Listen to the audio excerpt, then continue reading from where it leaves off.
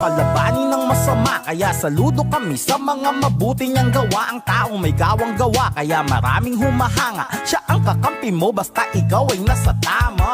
Pagtulong ang nag-iisang misyon ng isang idol sa radyo at sa telebisyon. Gusto mo bang makilala ang taong to kung sino? Walang iba kundi ang nag-iisang Rapi Tulfo. Idol ng Pinoy, idol ng Pinay, idol ng mga driver pati kasambahay, idol ng mahirap, idol ng mayaman, idol ng kabataan at idol ng magulang, idol ng tindera, idol ng tindero. Sa madaling sabi, idol ng mga Pilipino. Pag sinabing Rapi, Lodi malamang. At pag sinabing Tulfo, matik sa kalam.